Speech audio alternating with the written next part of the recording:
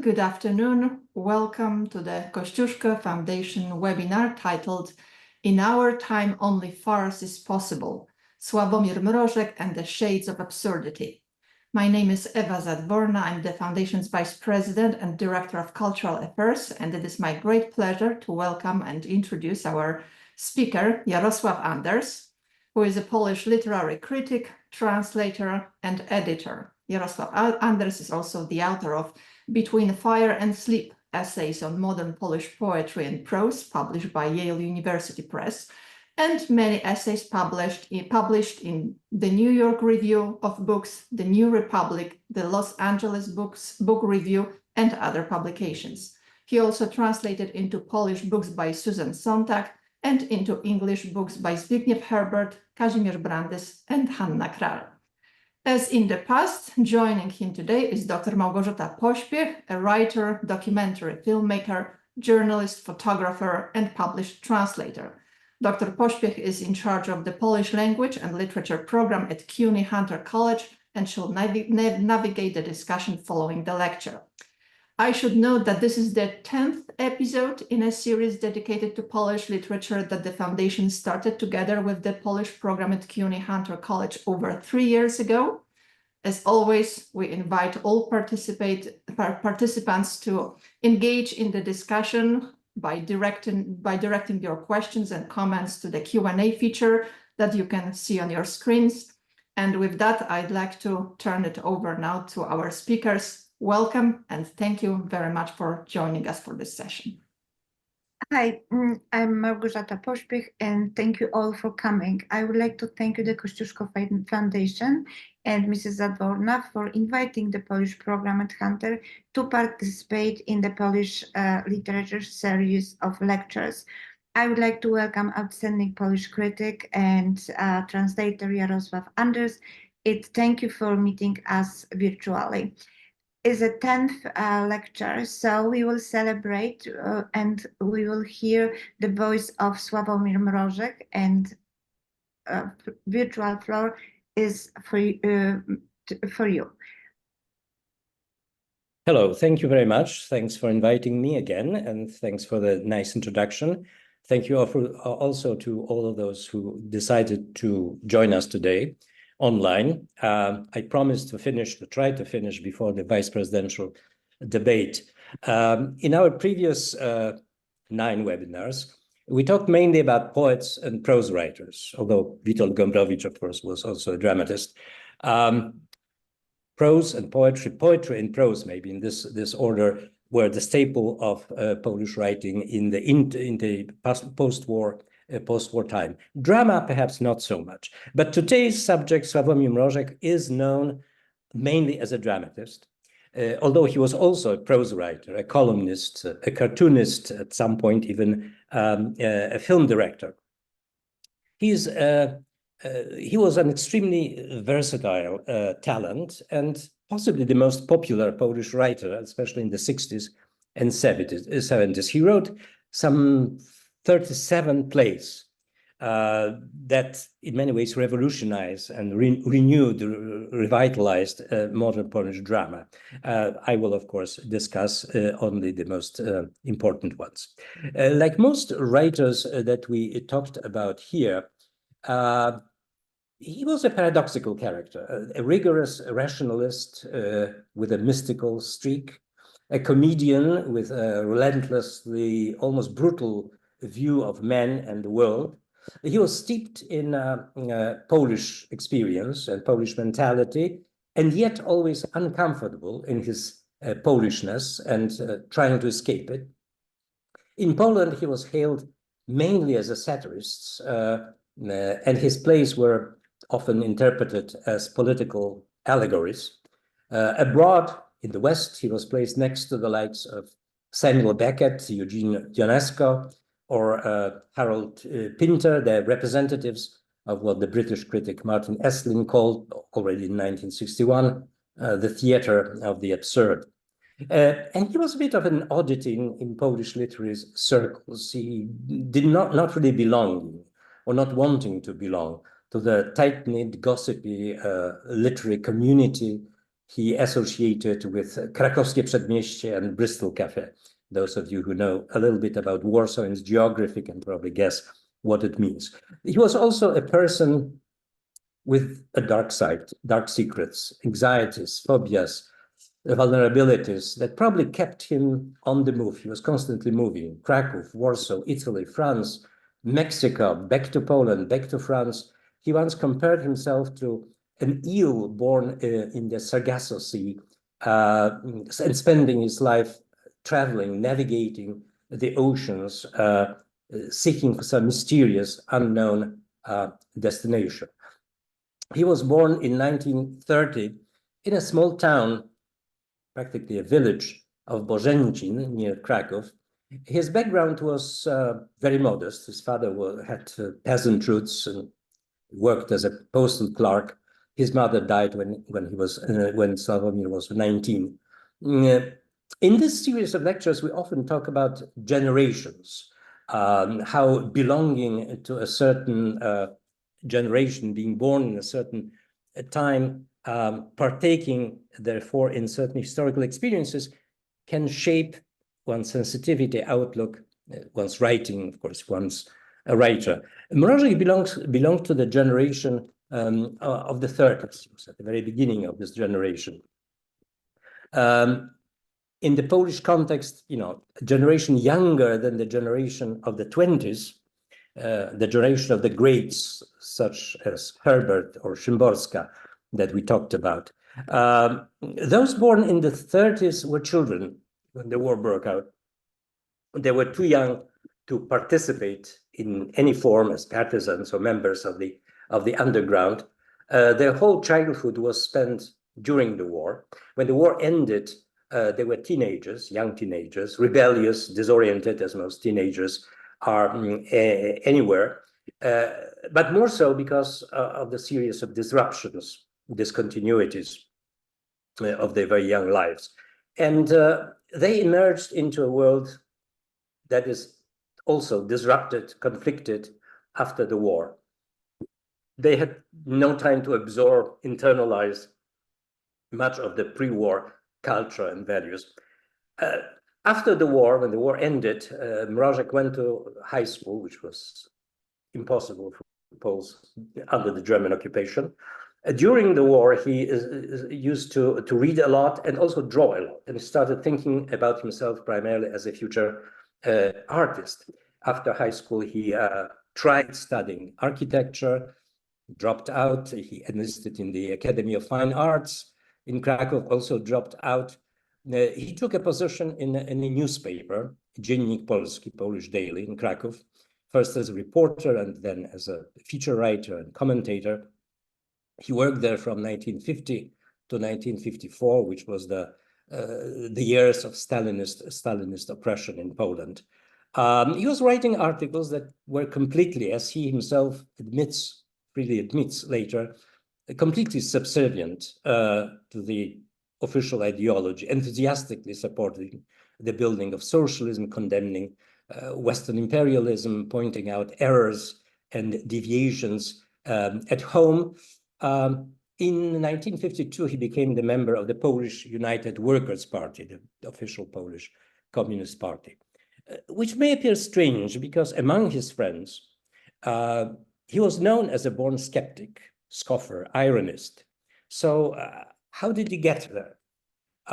His first major breakthrough was an article about the building of Nowa Huta, the new steelworks near Krakow, one of the first major symbolic industrial ventures of the communist government.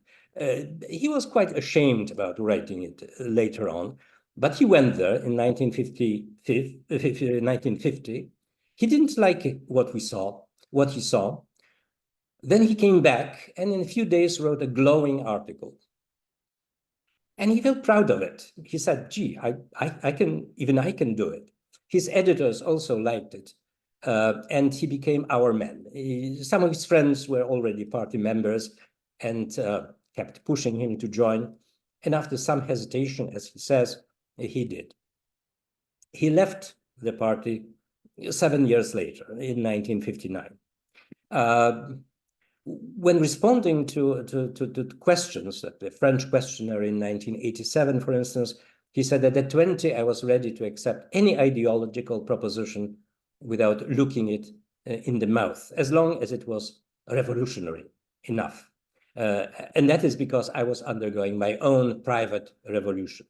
The masters knew it very well. Manipulating youth is their regular trick. He later published something that in the form of self-interview that was included in the program of one of his plays. It was in 1981.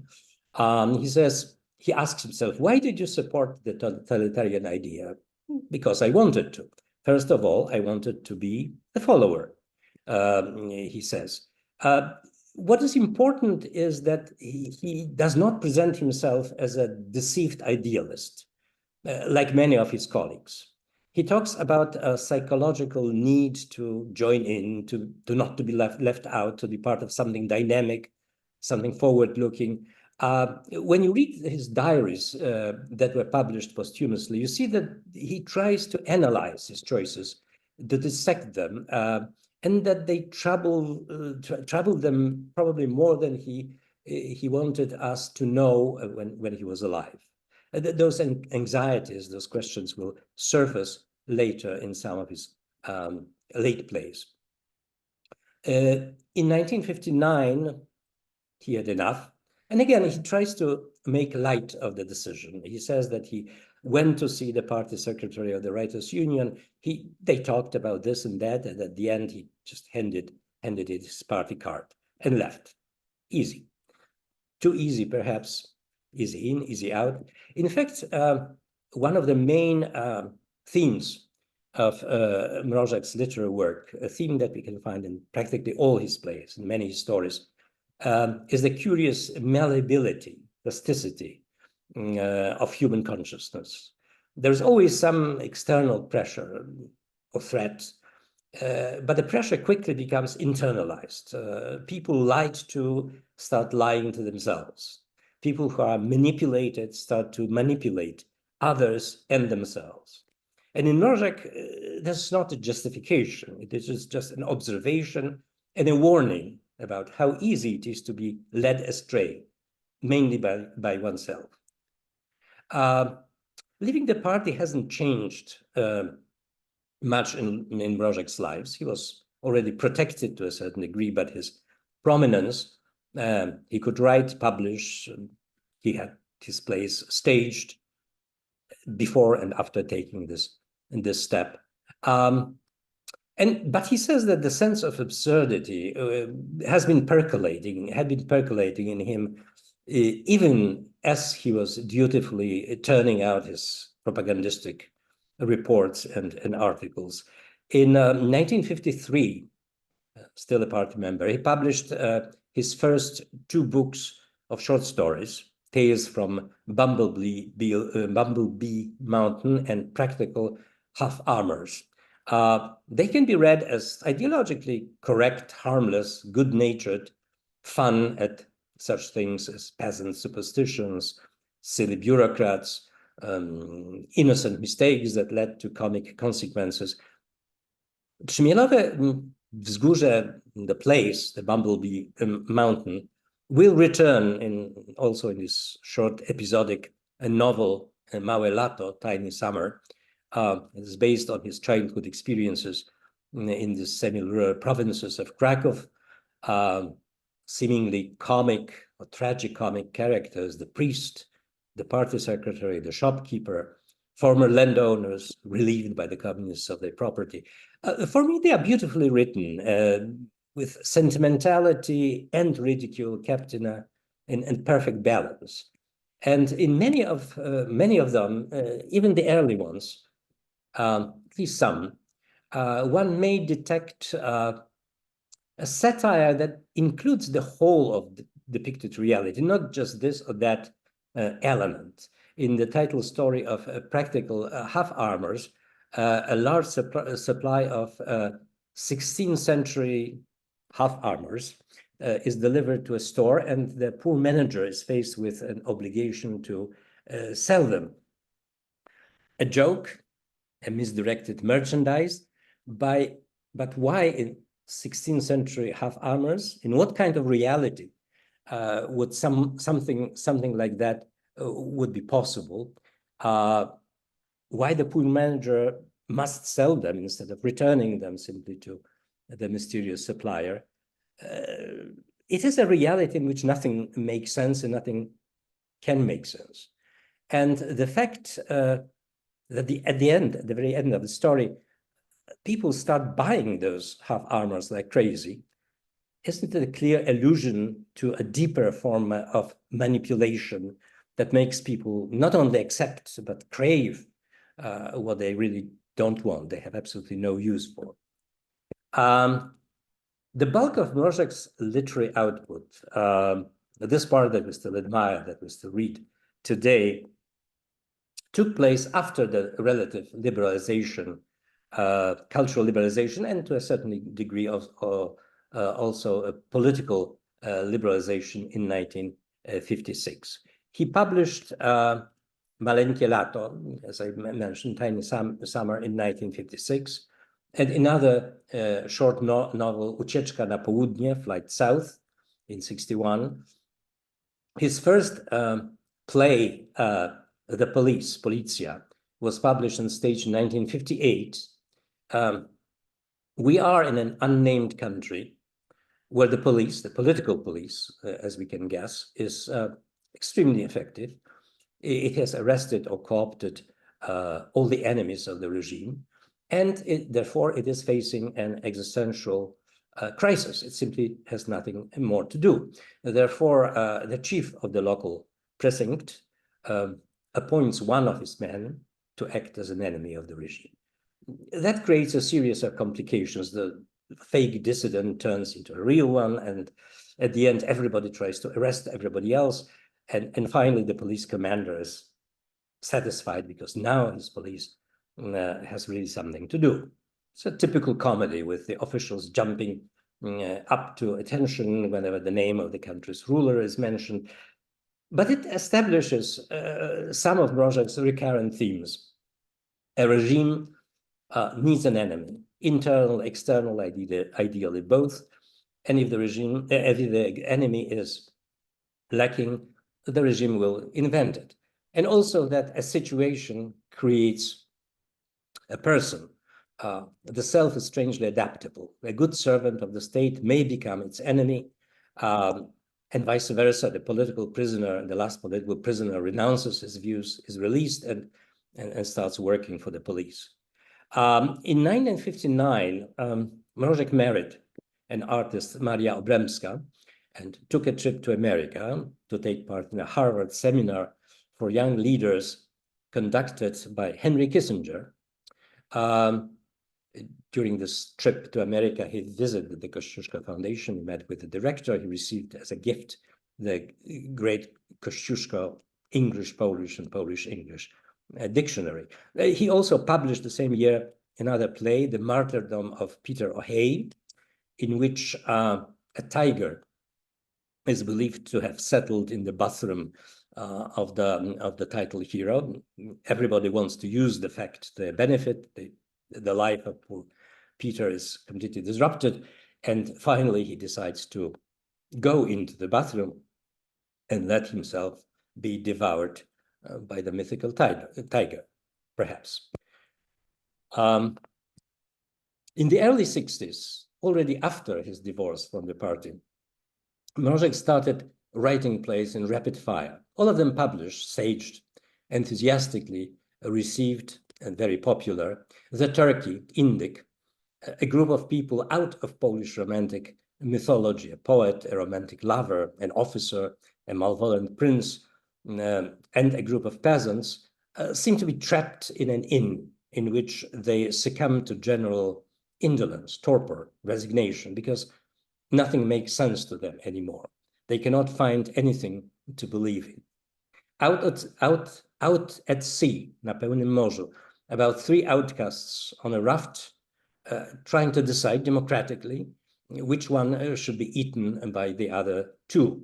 Karol, translated into English, Charlie, about an old man with a gun, seeking his enemy named Charlie. He unfortunately cannot see, so he goes with his nephew to a doctor. When he finally gets a pair of glasses, the first person he sees is the doctor, and he is convinced that he, the doctor, is Charlie. A striptease where two men with briefcases are mysteriously seized from their hurried lives and placed in an empty room where a giant hand starts gradually to undress them. The party, in which a group of village ruffians are looking for a party to which they believe they have been invited. They break into something that looks like a dance hall with some dusty decorations, but it's dark, empty, nobody is there. They keep looking, they try to figure out what has happened. They keep hoping that the party will somehow materialize. Striptease and the party, especially at this group of plays, they have something Beckettian about them. Striptease can be compared to Beckett's Endgame, two characters locked in an absurd situation with no exit. And the party reminds me, at least, of Waiting for Godot. Beckett's Vladimir and Estragon are waiting for Godot, and Mrożek's characters are looking for a party. Something that, in both cases, something that the characters believe may change something in their lives, give a purpose, or reveal some goal of their seemingly absurd existence. Godot does not arrive, as we know, and there is no party. At the end of Mrożek's plays, the characters hear some music in the distance, far away, and that's where the play ends. But I bet that if they follow the music, they will find again nothing, emptiness. With these plays, especially The Party and Striptease, we see Mrożek moving into a new territory of existential reflection about the meaning and meaninglessness of existence, as well as about the question of freedom and slavery. What they are, where do they come from? From the outside, from the inside? Is freedom an action or an inaction? How do we know whether we are actually free? All these themes come together beautifully in what is probably Mrożek's best-known play, Tango, published in 1964. You've probably read it or saw it, so I will recount it very briefly. There is a family, father, mother, adult son, the son's fiancée, uncle, grandmother, and a strange, rough hanger-on named Eddie. The father and the mother are sloppy, lazy, totally liberated. They observe no rules, no conventions, they have no shame. The uncle is a comical throwback to the past, an old-fashioned gentleman, old-fashioned Polish intelligentsia. The grandmother is a sympathetic loony. Eddie sleeps with the mother. The father obviously doesn't mind. The son, Arthur, cannot bear it. He needs rules, norms, structure. I come home, and what do I find? Laxity, chaos, shady characters, ambiguous relations. In his family, he says there is no form of reference at all. The family has gone so far in its libertinism that it has forgotten what was it actually liberating itself from. Nothing is important in itself, says Arthur in one of his monologues. He's the monologist of the play. Things in themselves are meaningless, useless. Unless we give them character, we drown in a sea of indifference. We have to create because they don't exist in nature. But he realizes that restoring old forms already emptied of their meaning won't do.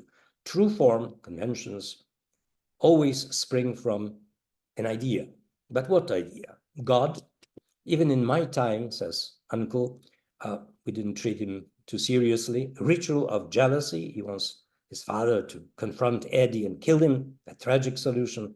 But the father replies, don't you realize that tragedy isn't possible anymore? reality erodes all forms, and that goes for tragedy too. Suppose I actually killed him. What would be the good of it? It would be farce. In our time, only farce is possible. And finally, Arthur decides to restore the family by marrying his fiancée in a very formal, decorous way, which will force the other members of the family, of the household, to tidy up, to dress up, to fall into the proper roles. And it seems to work splendidly. Even Eddie appears at the wedding in the role of a butler, except that during a sleepless pre-wedding night, Arthur has a revelation that this also won't do. A ritual of marriage is going to be as empty as everything else around it. Something much more radical is needed. Power, pure power. If nothing exists, and if even rebellion is impossible, then what can be raised out of this nothingness and made to exist? Power alone can exist in a vacuum. Yes, when nothing matters, only naked force remains, and naked force always matters. In other words, Arthur has transformed himself into a Nietzschean Übermensch, the overman. He discovered the will to power as the main driving force of humanity. Simply speaking, he became a fascist. He's quite ready to assume the power of life and death over his family, but suddenly it is revealed that the night before the wedding, his fiancée had slept with Eddie. Why not? For her, the wedding was, after all, an empty ritual. An Übermensch and a cuckold, Arthur's balloon is immediately deflated, punctured. There is a brief, unequal confrontation between him and Eddie. Eddie kills him with one blow, puts on Arthur's shoes and jacket, which are too tight for him, and sends everybody to their rooms for now.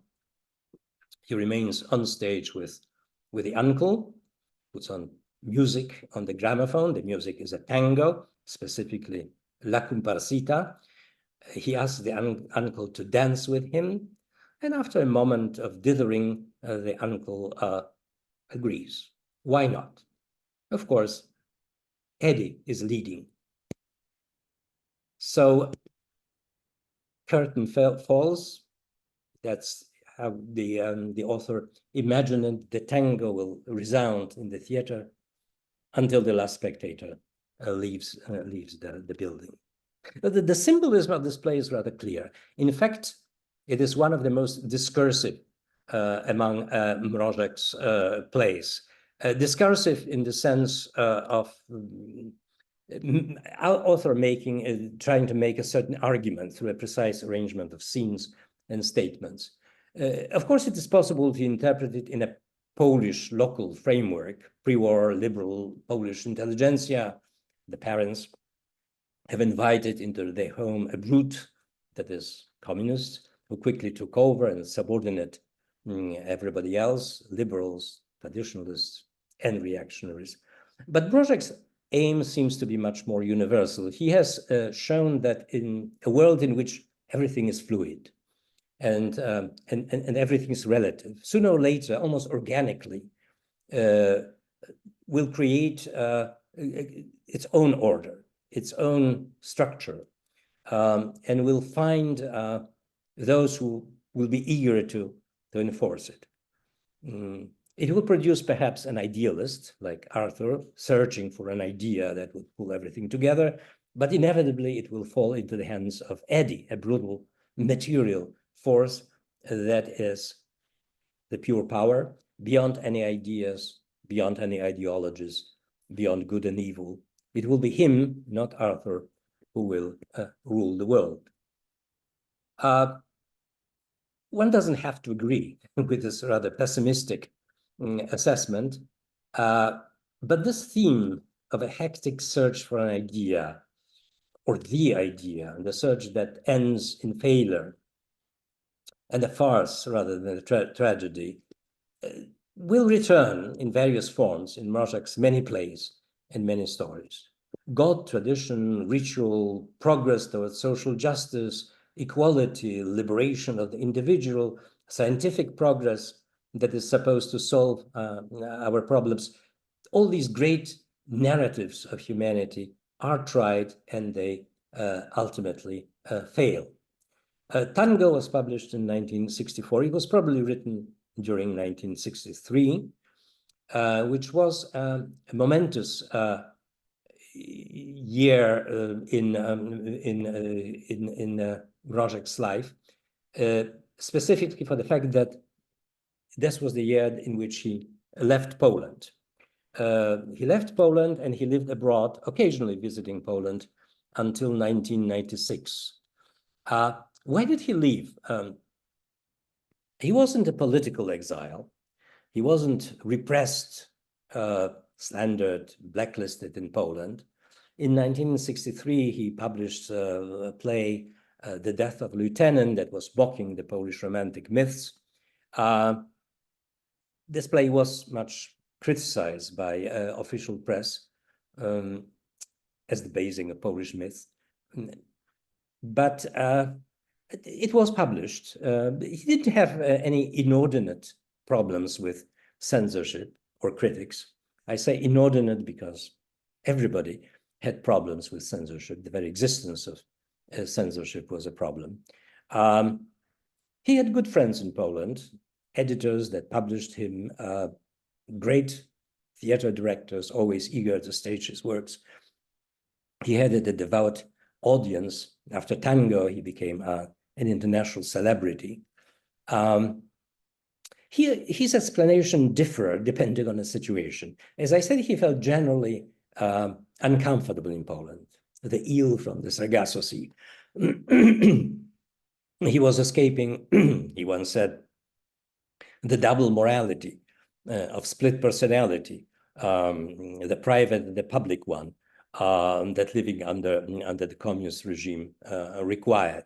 He was escaping from the demands of Polish intellectual circles with its pretensions, groupthink, social hierarchies, the Krakowskie Przedmieście, Bristol, Cafe, the civilization. That doesn't sound all very convincing. He was against ourness, classness, mateyness in general, as he explained to one of his friends in a letter.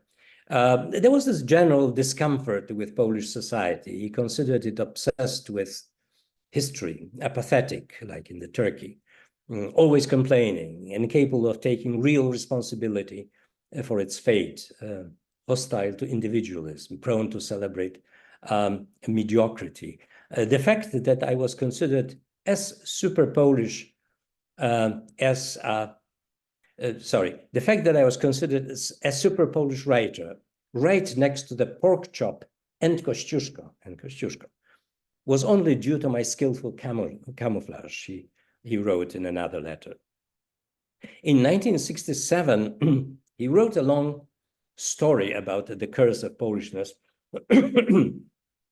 Moniza Clavier, in which a humble Polish tourist is invited to a salon by I think it happens in Venice, by a famous actress, Moniza Clavier, who inexplicably takes a shine to him.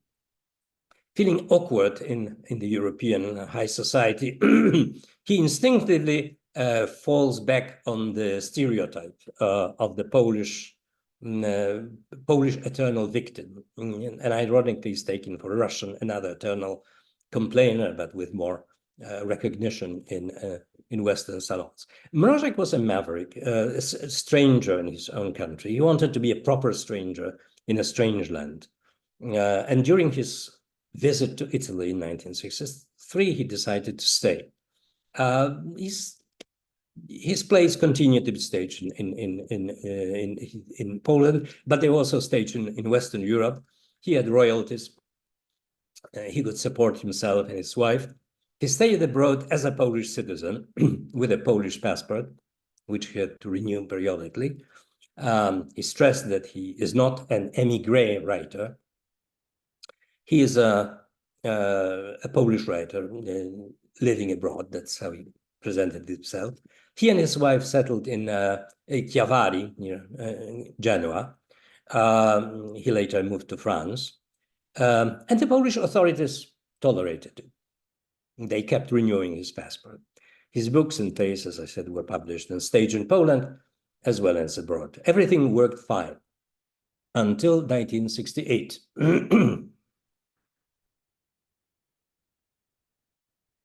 In 1968, Mrożek wrote a very brief but strong denunciation of the Warsaw Pact invasion in Czechoslovakia. I am a Polish writer, not an emigrant, a member of the Polish Writers' Union. In view of the active participation of the government of the Polish People's Republic in the armed aggression against the Czech Socialist People's Republic and the military occupation of that country, I declare as follows. I protest against this action. I am in solidarity with all Czechs and Slovaks who oppose this action, especially with my comrades, Czech and Slovak writers, who are persecuted and imprisoned. It was published in Paris Cultura and also in Le Monde. His passport was not renewed, and it was clear that he would either have to return to Poland or break with the Polish regime. He chose the latter. He applied for political asylum in France, later became a French citizen. And after this act, his work was blacklisted in Poland for a few years. In 1973, they were already staged and published again in Poland.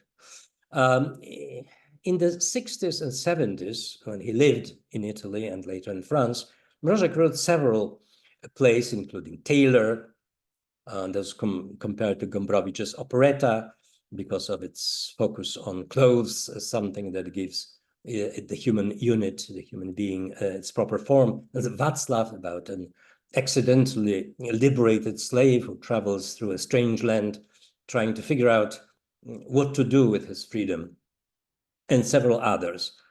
In 1974, he published another well-known, often quoted piece, a rather long one-act play, Emigrants.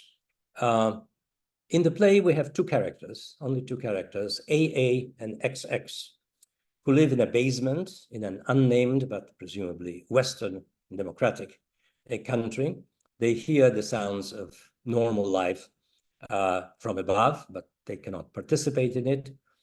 The play is based on the contrast between these two characters. AA is an intellectual, and probably, at least that's what he suggests, a political exile. XX is a typical Gastarbeiter, a guest worker, who is here only to make money, and he hopes to return to his village. He's primitive, uneducated, illiterate, but endowed with some commonsensical wit. He desperately clings to the simple plan, the idea of building a house, his own house, for himself and his family. He believes his family is still waiting for him, and he dreams about the joy of his return with a lot of money, with all those beautiful things he's going to bring with him. And he's ready to sacrifice a lot for that, even his health. He operates a pneumatic drill and begins to suffer from vibration disease. In the meantime, AA, the intellectual, is working very hard to destroy XX's small, trivial base in his views, joys and hopes. He constantly denigrates them and denigrates XX himself, proving to him how vulgar, primitive, barely human he is, unlike himself, the man of intellect and spirit, a free man, not a prisoner of material pursuits. He's playing a pretty cruel game, although he probably believes that XX is too primitive to understand and be hurt by it. But what are AA's pursuit? What makes his life meaningful? What kind of freedom does he enjoy?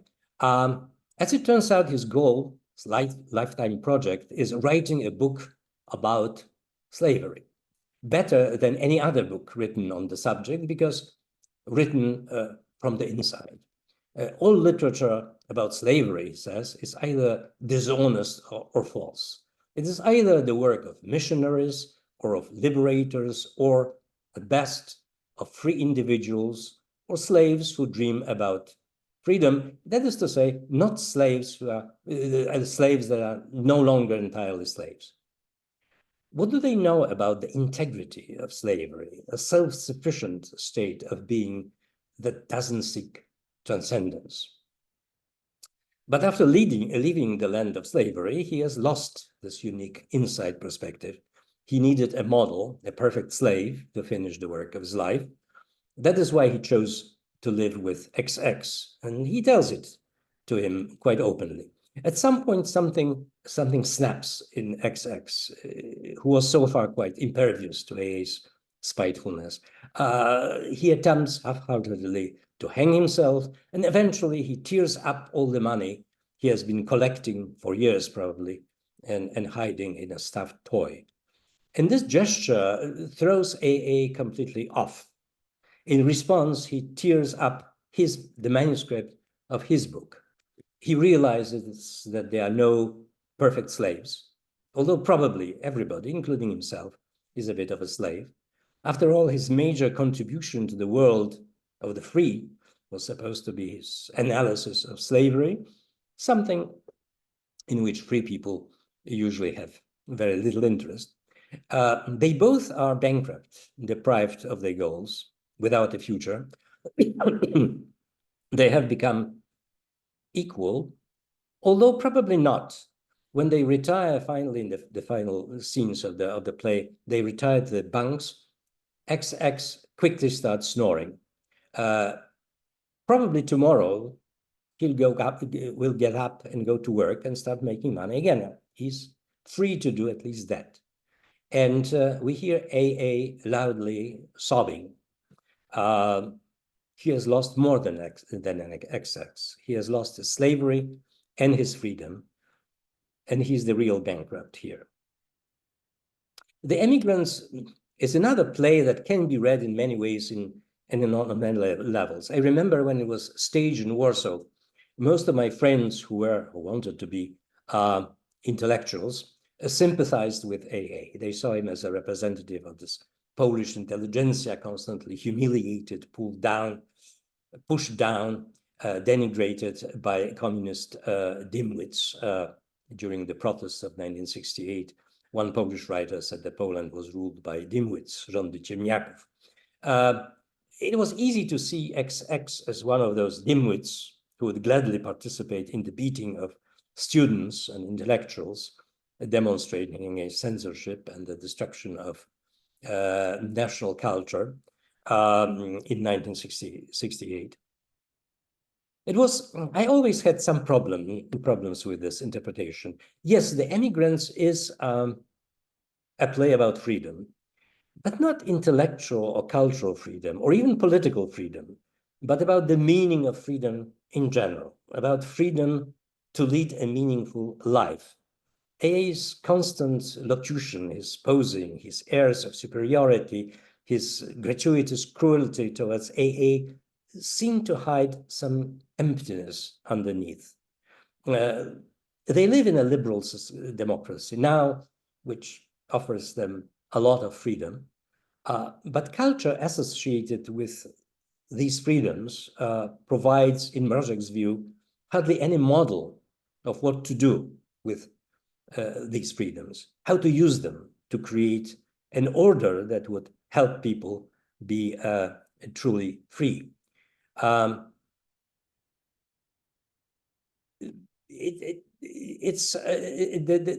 They seem to be confused about people, according to Mrożek, seem to be confused about the meaning of the freedom. And when AA goes to sleep crying, he's mumbling something that sounds almost like a prayer, and in which he seems to confirm, to repeat the dream of XX. Yes, your family is waiting for you, and it will be happy to see you. it will be happy with all the gifts you're going to bring, and you'll send your children to school and everything will be fine because work will provide bread, and the law, freedom, because freedom will be the law and the law will be freedom. A dream about some ideal world of true freedom and true harmony between material and spiritual well-being that evidently does not exist yet, even in the so-called free societies. A very moving and somehow mysterious ending that signals, in my view, perhaps for the first time, that Mrożek is trying to move beyond mere grotesque. It signals a larger dream, hope, beyond laughter and the absurdity of everything. And something indeed seems to change in Mrożek's place in the 80s. The element of comedy almost disappears. It's still there, but it's much less pronounced than earlier. Moral dilemmas that heroes face become more real. That means they demand real solutions. They cannot be turned into a joke. Also, they address more directly specific political realities. I'm thinking especially about three plays, On Foot, Ambassador, and Portrait. In On Foot, we see an accidental group of travelers meeting at what they believe is a train station. It's the end of the war, 1945. The Germans have left. The Soviets haven't arrived yet. So they are living in a kind of no man's land and in a historical pause. The main characters are a father and a son. The son is 14, the age Mrożek was at the end of the war.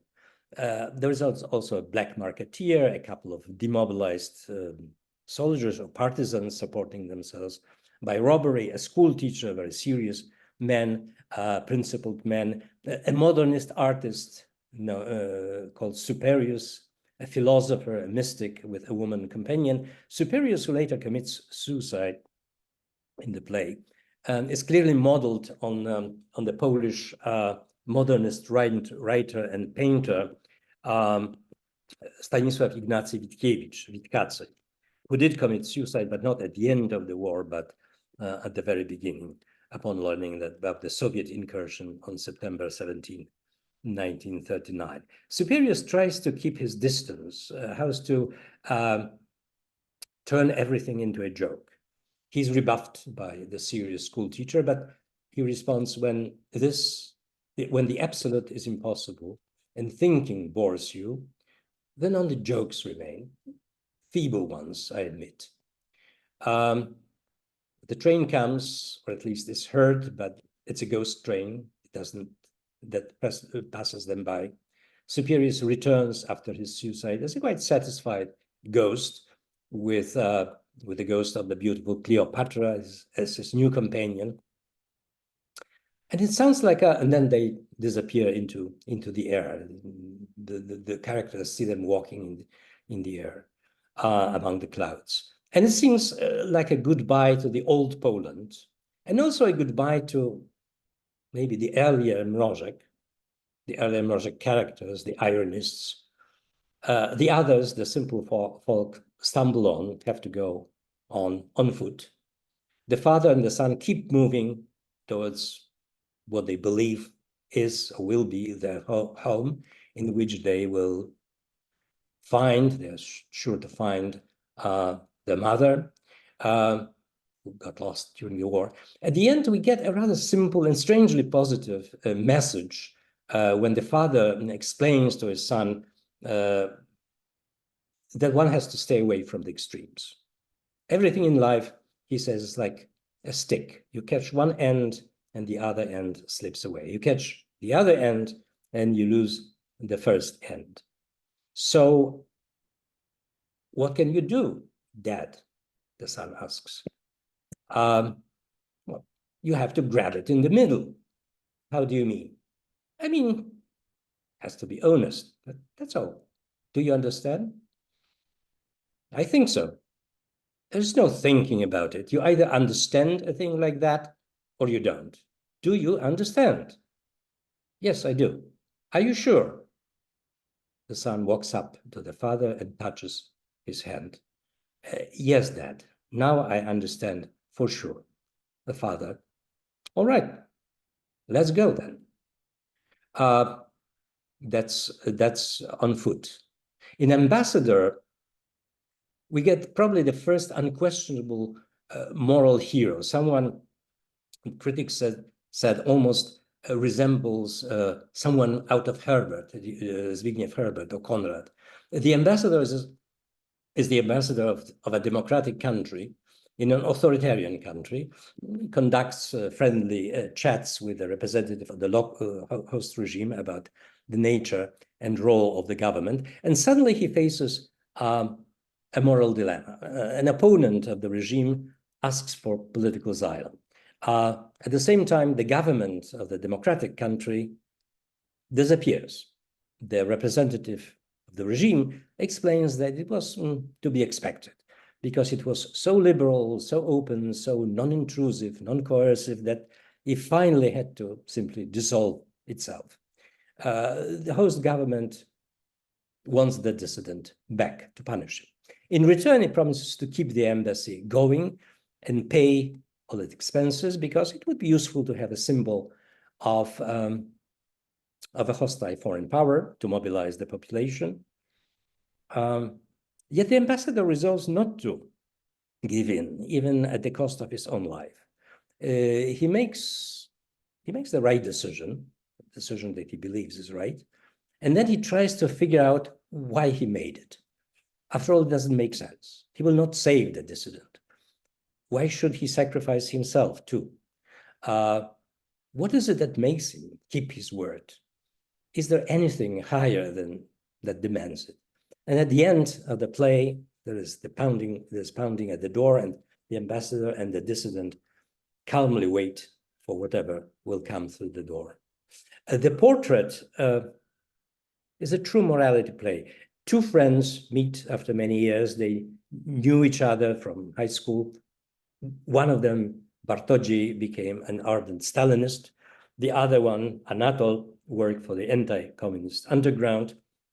Bartolomej denounced Anatol, condemning him to death because he believed that was the only right thing to do. Later, Anatol sentences commuting to life imprisonment, and then he's released under an amnesty after serving 15 years. Upon hearing about the release, Bartolomej goes to visit him. He finds him seemingly living comfortable life, carefree with a beautiful young woman at his side. What Bartolomej wants is not forgiveness, but punishment, something that would restore his sense of order. Anatol doesn't want to hear about it. They both realize that Stalinism gave a meaning to both of their lives, the meaning that they lack. During one of their conversations, Anatol has a stroke, and Bartolomej decides to take care of him. And he's left with many questions. Is redemption possible? Did they really understand their respective choices, the seemingly momentous decisions that brought them pretty much nothing? Was the majesty of the great idea just a disguise of human fear, ambition, baseness?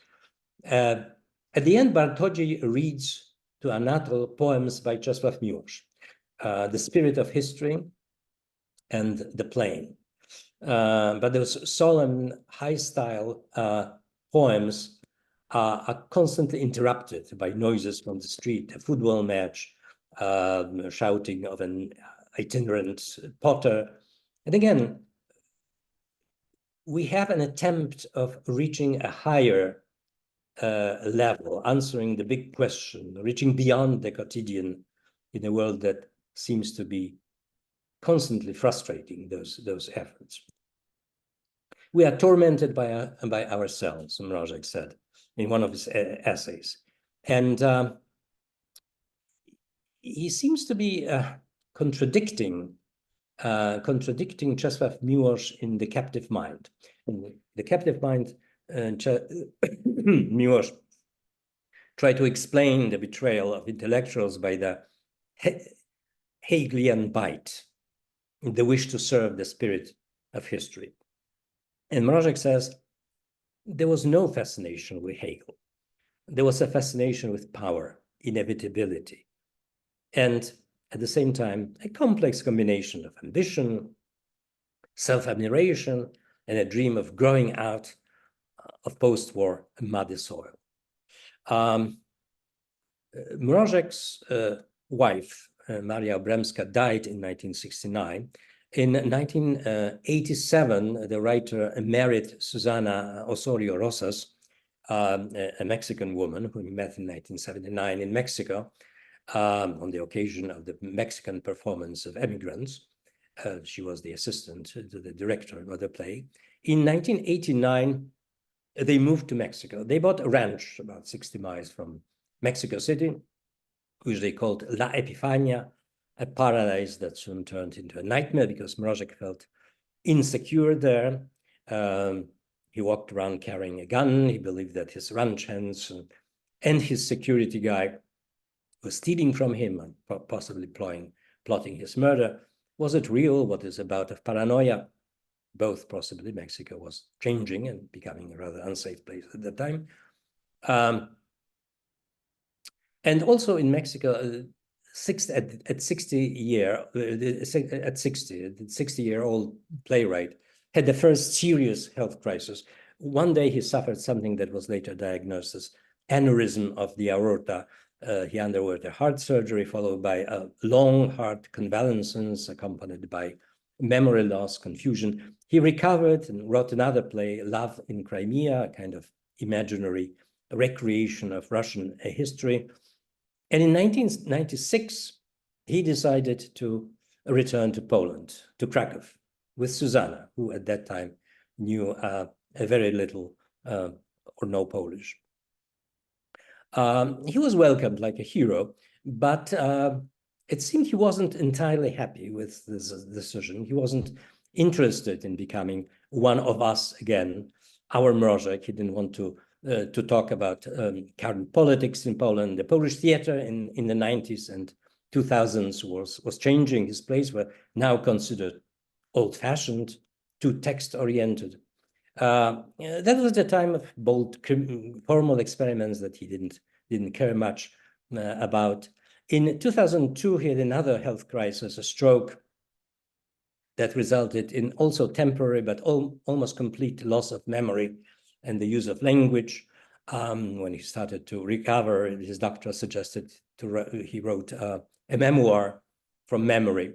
He called it Baltazar, not Mrożek, underscoring the fact of discontinuity, of trying to reconstruct a person that may or may not be him. And on the 6th of June, 2008, he and his wife left Poland for France again. Earlier, he gave several interviews in which he cast aspersions on Poland again, saying that nothing in Poland has changed, that he's disappointed with Polish politics and that Poles are still afraid of themselves. It was another escape. He settled in Nice, where he died 5 years later at the age of 83. His remains were later returned to Poland, to Krakow. As I have mentioned earlier, Mrożek was perceived, especially in the West, as an example of the theater of the absurd. The absurd in the literary, philosophical, existentialist sense refers to a sense of apparent purposelessness of a human life and man's dubious position in the universe. Dramatists of the absurd distilled the sense of absurdity and displayed it for us on stage. And yes, Mrożek seems to be doing something quite similar. His is a work without a center, without a guiding idea, with people groping around, looking for something stable, some ground to stand on, and usually not finding it. But there are also some important differences. The Western authors of the theater of the absurd, like Beckett or Harold Pinter, usually present their protagonists in the abstract. We know very little about their social status, occupation, political views. Vladimir and Estragon in Waiting for Godot are usually presented as bums, but they could be middle-class men in suits with briefcases, and that wouldn't change a whole lot in the play. And hardly anything happens in those plays. There's no action, no progress, no conclusion. And Mrożek did write some plays like that, or at least plays in which the point of departure seems to resemble this pattern. But in most of his plays, there is quite a lot of happening. His characters are usually much better defined socially. They have jobs, they are members of families, they are parts of a certain group. And those external conditions do play an important role. History, almost absent in Western absurdists, does make its appearance. Political systems, revolutions, wars exert pressure on characters, force them into absurd, contorted positions. Mrożek said once that history is his nemesis and his muse. I have not only been enslaved by this monster, but also fascinated by it, he said. Most importantly, I think, in Mrożek's later plays, there is a glimmer of something that he himself called a hunger for the absolute, hunting for this inexplicable something that lies beyond the absurd of empirical reality, everyday experience. Beckett and his followers presented a world without the absurd and seemed to be not exactly comfortable, but at least reconciled with it. The same with Gombrowicz, for whom only form existed. That was constantly creating and recreating himself. In Mrożek, from time to time, we notice a rebellion, or at least sadness, caused by this insatiable hunger for the absolute. We see it almost on every page of his diary. Critics notice that in that respect, he's probably closer to Stanisław Ignacy Witkiewicz, Wiktacy, the author of the novel called Insatiability, rather than to Gombrowicz, with whom he was most frequently compared. For me, Mrożek is more interesting, at least intellectually more challenging than his great Western European contemporaries. He seems to be one who really walks the streets, bumps into real people, gets involved into real, everyday, absurd situations.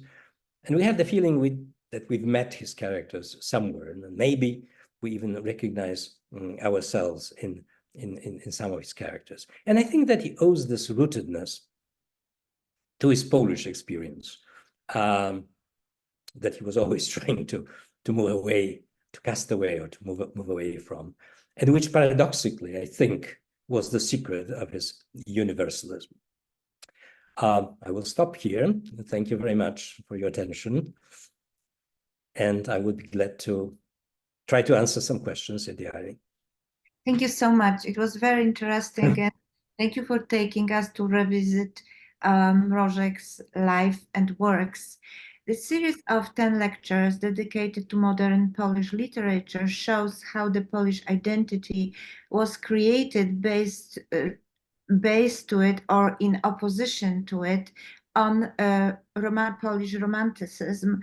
So how do you see the impact of literary dialogue with Romanticism on creation of literary image of Polish identity and Polish roots?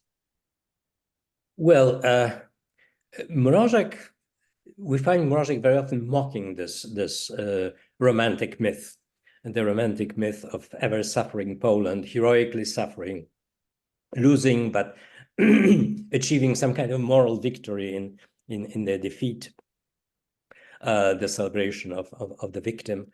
He makes fun of it. He wrote plays about it, as I mentioned, Turkey, the death of the lieutenant, which is based on the real story of a lieutenant named Ordon, who was believed to blow himself up with this fortress that he was defending during the uprising of 1830-31.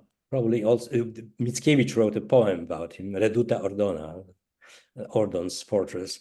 He probably inspired Sienkiewicz's treatment of the death of Pan Wołodyjowski, Mr. Wołodyjowski. It turned out to be totally bunk. Ordon did not blow himself up. He lived in Paris. He came back to Poland. He later apparently committed suicide. So the play is about how, trying to save something, and at least, people are putting themselves into contortions to deal with the fact that the myth is a lie, actually. He also wrote, as I mentioned, Moniza Clavier, the short novel about this poor Paul who walks around during there's this humorous scene that we sometimes very often recalled, when he walks around this party in the Venetian palazzo and shows around his broken tooth, and he says, they broke it for my country. They broke it, for my fatherland, and he makes a fool of himself, of course, because of that. So on the one hand, yes, he mocks it. On the other hand, later, he believes it outdated, it's negative, making Poles look kind of funny in the eyes of the world. But in the later place, especially in The Ambassador, people are saying, that there is something of this Polish, death wish, in order to confirm certain values, to save one's honor, and that the ambassador chooses. Some people say it's Conradian. The Polish myth has two sub-variants, let's say. One is Mickiewiczian, mystical, almost religious, and the other is Conradian, which is based on human solidarity, the sense of believing in togetherness, and so we have to stay together until the very end. The captain who goes down stays on the sinking ship until the very, very last moment, and sometimes even past this moment. So yes, later it seems it is possible to, the Polish identity is based on this romantic myth, and an equal part, as I say, is based on the rebellion, the rejection of this myth. And it's possible to hold these both parts together at the same time, one part coming to the fore during some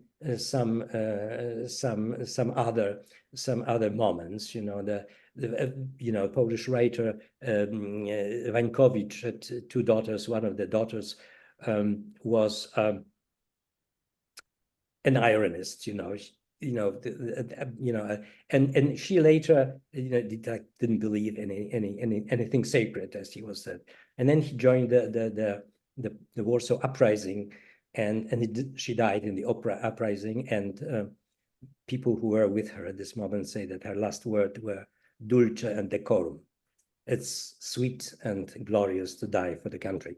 So the myth came back to her.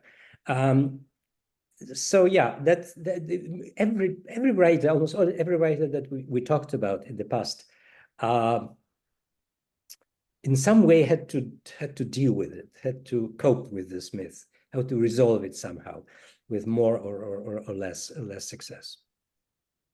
Thank you. That's very interesting. When I was listening to your lecture, it didn't occur to me before that actually Krzysztof Kieślowski White is another voice in the discussion about Polish identity, root, and how to live in a post-Cold War countries.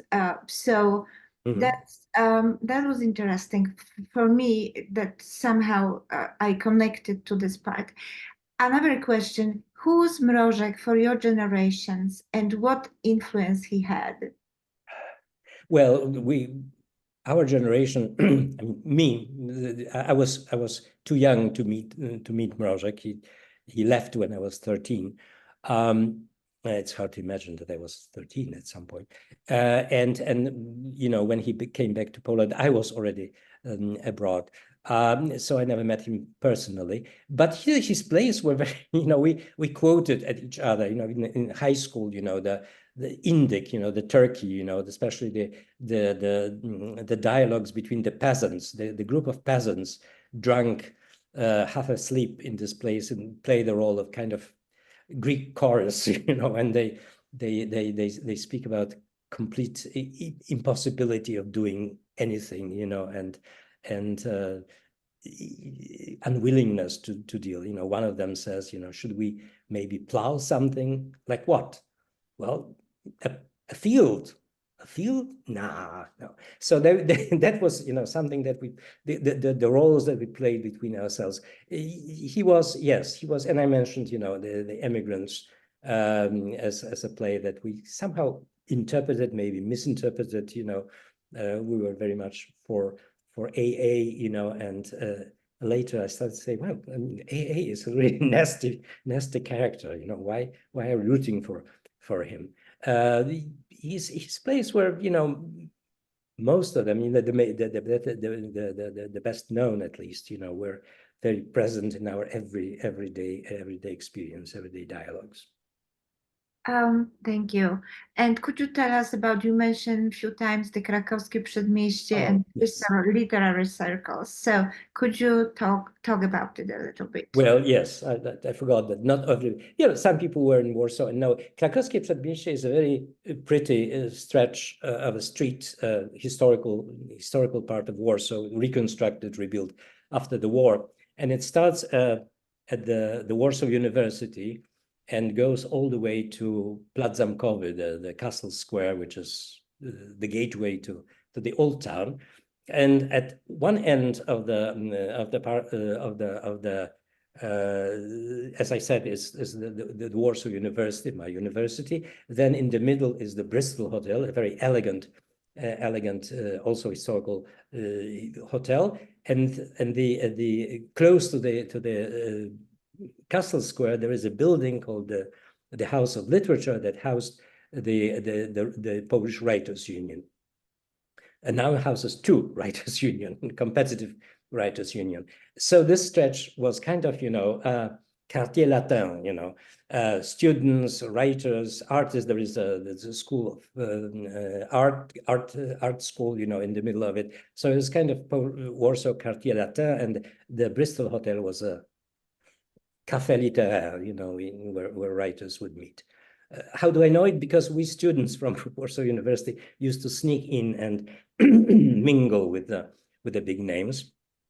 You could, the floor of the cafe was kind of below the entrance level, so you could see the whole room. You waved to someone. If someone waved back, you could join them at the table. If they turned away, it was better not to. Some of my colleagues actually, were children of quite prominent artists and writers, so we had some access to this group. Thank you. I put in a chat the link you sent me, the excerpts from Indic. It's really funny. It's in Polish only, but it's really funny, and it's in the series of programs called Kultura, so Polish TV. Now, we have some questions. So, Pani Anna Mieczkowska, thank you for refreshing my familiarity with Mrożek's work. It is amazing how applicable his works still are, which I guess is a certain testament to the universality of his art against all odds, it seems. And it's connected to the first question by Miss Basia Jaworska. How do you think Mrożek will find our times now, especially here in this country? In the United States? In this country, yes. So that means in the United States. Yeah. Well, he of course he would consider it absurd. There was a saying in Poland, jak z Mrożka, like from Mrożek, like something from Mrożek. And what we're going through is exactly like from Mrożek, with the political options, political choices that we're given right now. He was, he avoided commenting on current political events, with the exception of 1968, the invasion in Czechoslovakia, and later martial law. He also wrote a very strong article that was published, throughout the Western press, denouncing martial law. Otherwise, he was kind of staying away from politics. When you read his diaries, you see barely ever mentioned anything, momentous. He was, he's chose to live in the West. But he was also very critical about the state of liberal democracies. He believed them, like in Ambassador, there's this beautiful discussions, that should be played, between the ambassador of a democratic country, the good man, and the cynical representative of the local regime. He felt it weak. He felt it not understanding really what is happening in the East, in the communist East, being somehow helpless, using wrong categories. And also, as I mentioned, he saw that, the freedoms are for something, and he didn't like, he even object to freedoms, the political freedoms, but he said that they are not perhaps using in the most rational and the most inspiring ways in the West. So he would probably be very critical. He would probably keep it to himself, unless he would have one of those outbursts, that he had several of those in his lifetime. So there is another question by anonymous attendee. Mrożek apparently met with Gombrowicz in Italy. Can you say something about this meeting? They met, I think they met in France. They both lived in the south of France for some time when Gombrowicz was in Vans. And there is actually a play about the meeting, written by a younger dramatist. That was a very strange, the relationship between Gombrowicz and Mrożek was a typical case of what American critic Harold Bloom called the anxiety of influence. He many times said that he wouldn't exist without Gombrowicz. And at the same time, he felt like cursed by Gombrowicz. Their plays were completely were compared. There is, one of the biographers noticed that he became, Mrożek became Gombrowiczian in a sense, even before he ever read Gombrowicz, because it wasn't, in the 50s and early 60s, it was very difficult to get hold of Gombrowicz's books in Poland. So there was a confluence, a coincidence of sensibilities and visions, of the world. And Gombrowicz struggled, he said that, Mrożek struggled with Gombrowicz's presence in his life. His plays were compared, I said that Krawiec, the tailor, was compared with operetta. Tango was compared with Tango was compared with, I don't remember. Oh, the marriage. Because that's the family dynamics, that happens there. He made, when you read his letters and his diaries, he made lists of items, how he's different from Gombrowicz. And he very often underscored that from Gombrowicz, there is no absolute, there is only form. And he is actually looking for something beyond mere form. That was probably the main. Gombrowicz was friendly. They met several times in France, but he was a little bit dismissive. I mean, Gombrowicz was dismissive about everybody, even Dante. But he was kind of dismissive about Mrożek. He considered him a writer of his time, a writer not without, durable value, which wasn't true, obviously. And he was always kind of paternalizing towards Gombrowicz. A strange relationship, very strange relationship, deep, very deep, very intense in a sense, but also very strange. Thank you. And again, I was listening and then I thought about Tango, the short film by animated film by Zbig Rybczynski, which won Oscar. So it's really good to watch it again. Actually, I will do it after after our lectures. Thank you so much. And for the end, Ms. Lonja Miller, thank you for the perceptive review of Mrożek's work and life and the challenges of Polish literature, Lonja and Bill Miller. So thank you so much. It was great to hear you. It was very interesting and very inspirational lecture. And we will see you next year with the lecture about Stanisław Lem, which is totally different part of Polish literature. Very important though. Thank you. Thank you very much. Thanks, everybody.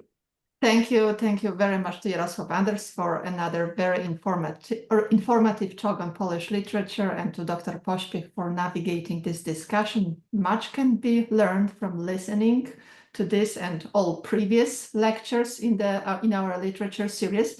And as Dr. Pośpiech mentioned, our next episode in the series will be dedicated to Stanisław Lem, Mortal Engines and Electronic Boards, Speculative Universes of Stanisław Lem. That's the title of the next lecture, scheduled for March 11.